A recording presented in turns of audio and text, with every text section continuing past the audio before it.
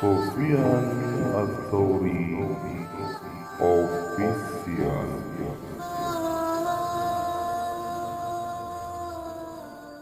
Jadi maksud daripada sifat wajib bagi Allah Subhanahu wa taala, yakni sifat mukhallafatuhu lil hawadis, itu adalah Allah Subhanahu wa taala niki tidak sama dengan makhluk, ya.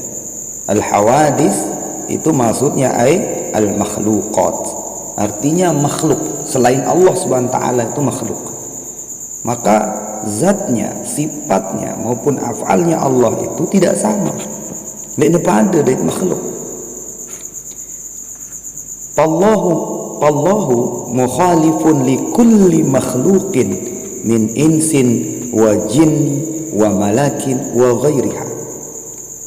Jadi Allah Subhanahu wa taala nika, ya, berbeda dengan seluruh makhluknya, seperti berbeda dengan zat, sifat atau perbuatan manusia, zat, sifat atau perbuatannya jin, zat, sifat atau perbuatannya malaikat, dan selainnya. Tidak pada.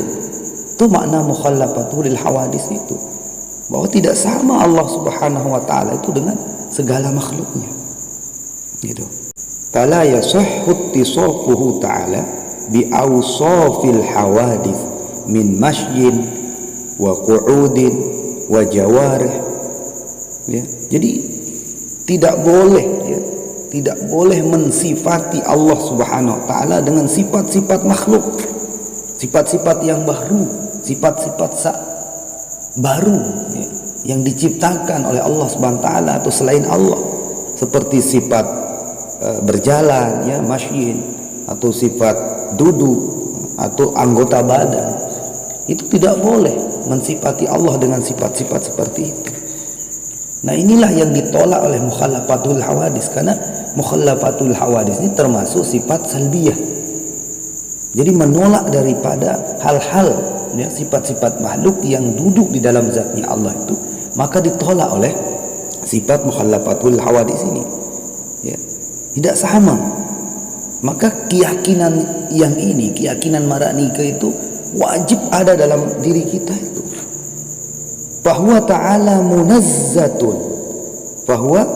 munazzatun anil jawarih min famin wa ainin wa udunin wa ghairiha. Maka suci Allah Subhanahu wa taala, ya. Suci, maha suci Allah Subhanahu wa taala dari memiliki jawarih, memiliki anggota badan. Itu maha suci Allah. Tidak demikian seperti punya mulut, punya mata, atau punya telinga dan lain-lainnya.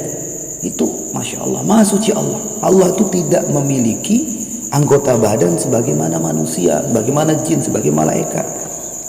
Maka hal-hal seperti ini jauh dari Allah Subhanahu wa taala. Maha suci Allah dari itu, dari sifat-sifat makhluk, dari sifat-sifat selain Allah Subhanahu wa taala. Maka hal seperti ini kita tanamkan dalam keyakinan kita sebagai akidah Ahlus Sunnah wal Jamaah, ya.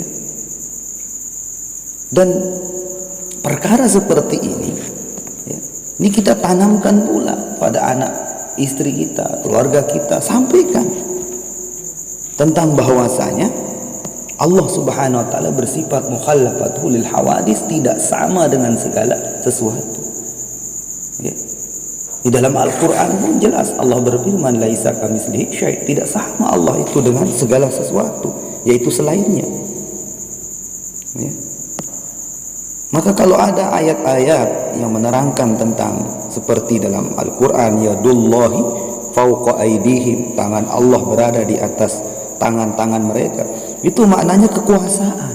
Nggak boleh kita ini mengatakan bahwa Allah itu punya dua tangan, karena ini mensifati Allah dengan sifat makhluk. Ini tidak boleh, ditolak oleh sifat salbiyah ini, sifat mukhallafatuhu lil hawadis. Diteganggu, karena akan berbahaya ini, akan menyamakan Allah dengan makhluk, akan menjisimkan Allah, sedangkan Allah itu bukan bukan jauhar, Allah itu bukan jirim, Allah itu bukan jisim, Allah itu bukan latif. Allah subhanahu wa ta'ala tidak seperti zat-zat benda-benda yang Allah ciptakan itu, tidak sama. Fakullu ma khatara bibalika min tulin wa ardin wa qasrin wa samnin fallahu ta'ala bi khilafihi tanazzaha Allah ta'ala an jami'i awsafil khalqi. Jadi setiap apa yang terlintas di dalam benak kalian itu, di dalam benakmu, itu kata pengarang kitab, yang terlintas di dalam benak kita itu, di dalam pikiran kita, khayalan kita, bagaimana panjangnya, besarnya, lebarnya, gemuknya Allah SWT, maka hal seperti itu adalah tidak demikian ya. Maha suci Allah dari hal seperti itu, maha suci Allah dari perkara seperti itu, karena itulah sifat-sifat makhluk ya. Kalau kita mensifati Allah bahwa Allah Subhanahu wa ta'ala berada di atas sesuatu, berarti Allah Subhanahu wa ta'ala juga berada di bawah sesuatu. Kalau kita mensifati Allah bergerak, maka Allah itu membutuhkan ruang, berarti ruang itu lebih besar daripada Allah Subhanahu wa ta'ala. Hal-hal seperti ini tidak boleh. Itu tanazzahullah ta'ala, maha suci Allah Subhanahu wa ta'ala dari yang demikian ya. Maha suci Allah. Jadi kita perbaiki akidah kita perbaiki daripada keyakinan kita ya, dari hal-hal yang akan merusak daripada keyakinan kita kepada Allah Subhanahu wa taala. Kemudian dijelaskan wa dalilu ala wujubil mukhalafati lahu ta'ala ya, dalil tentang wajibnya sifat mukhalafatul hawadis ini, annahu bahwasanya dia Allah ya, lau kana syai'un minal hawadis yumathiluhu ta'ala, ay idza kana Allah ta'ala law farida ittisafuhu bi syai'in mimma tasafa bihil hawadis lakana hadisan. Itu.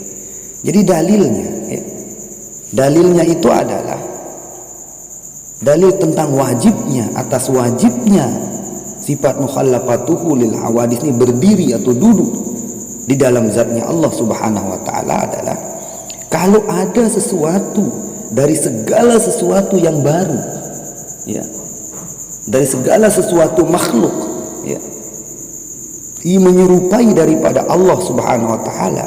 Artinya jika Allah Subhanahu wa ta'ala itu seandainya diwajibkan bersifat dengan sesuatu dari apa yang bersifat dengannya, itu perkara yang baru itu, niscaya barulah dia gitu. Jadi kalau sifati Allah ya, mun Allah tersifati tepaduan marak makhluk, ya makhluklah dia begitu. Maka Allah Subhanahu wa ta'ala disifati dengan sifat mukhallafatul hawadis tidak sama dengan makhluk ya. Kalau kita samakan sifat Allah dengan makhluk, ya makhluklah dia, barulah dia, baru atau hadislah dia gitu.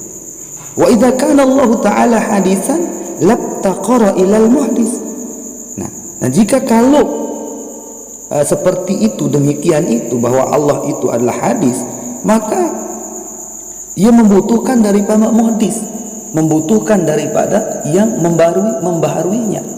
Kalau Allah Subhanahu wa ta'ala disifati dengan makhluk, maka makhluklah dia. Kalau makhluk itu adalah hal yang diciptakan, maka pasti membutuhkan siapa yang menciptakan gitu. Wa muhdisuhu ilal muhdis wa hakadha wa yalzamud daud awit tasalsul wa kullu minhuma muhal. Jadi setiap yang baru akan mencari pembaharunya, setiap ciptaan akan cari, akan butuh daripada yang menciptakan. Nah, yang demikian itu adalah sesuatu yang mustahil, karena akan terjadi yang namanya daur ya, akan terjadi yang namanya daur dan akan terjadi yang namanya tasalsul. Wa hasilud dalil ya, wa hasilud dalil an taqula law syabaha Allah ta'ala hadisan minal hawadis fi syai'in lakana hadisan mislahu lianna ma jaza ala ahadin ya, ma jaza ala ahadil mislain jaza alal akhar wa hudusuhu ta'ala mustahilun liannahu ta'ala wajibun lahul qidam ya. Jadi kesimpulannya ya, dan kesimpulan daripada dalil ini bahwasanya ya, Kalau Allah Subhanahu wa taala itu menyerupai akan yang baru, yaitu makhluk, dari segala makhluk-makhluknya, dari segala yang baru-baru, dalam hal sesuatu, ya niscaya dia itu akan baru sebagaimana sifat daripada makhluk itu. Karena apa-apa yang tetap, ya, atasnya salah satu dari dua yang semisal, maka tetap pula atas yang lain. Nah, itu. Nah, jadi kalau misalnya disifati seperti sifat tangan, sifat ini dengan sifat makhluk, walaupun tidak keseluruhan, dimisal-misalkan Allah dengan makhluk itu, maka sama dia dengan makhluk yang dimisalkannya itu, gitu. Nah, kalau disifati tadi, dimisal-misalkan, disifati, disamakan dengan makhluk tadi, maka barulah, barulah samalah. Padahal barunya Allah itu mustahil, ya. Artinya Allah SWT itu mustahil memiliki sifat sebagaimana sifat makhluk. Nah, begitupun zatnya tidak sama dengan makhluk. Nah, itu. Jadi Allah Subhanahu wa taala disifati dengan sifat mukhallafatul hawadis untuk menolak sifat-sifat, ya, sifat-sifat makhluk yang duduk di dalam zatnya Allah Subhanahu wa taala. Wa idzan tafa anhu ta'ala al-huduth thabata mukhalafatahu ta'ala lil hawadis. Nah, kalau atau jika al-hudus itu terhapus dari Allah Subhanahu wa taala, ya kan? Nah, apabila sifat hudus atau barunya Allah Subhanahu wa taala terhapus, maka jelaslah bahwasanya sifat mukhallafatuhul hawadis itu adalah sifat yang wajib di dalam dirinya Allah Subhanahu wa taala. Falaisa bainahu ta'ala wa bainal hawadis musyabihatun fi syai'in qat'an. Wa hadza huwa dalilu al-ijmaliyu al-wajibu ma'rifatuhu kama taqaddam. Nah, maka ya, antara Allah Subhanahu wa taala dan segala yang baru, segala makhluknya, tidak ada keserupaan, tidak ada kesamaan dalam segala sesuatu secara qat'i, secara jelas, secara pasti.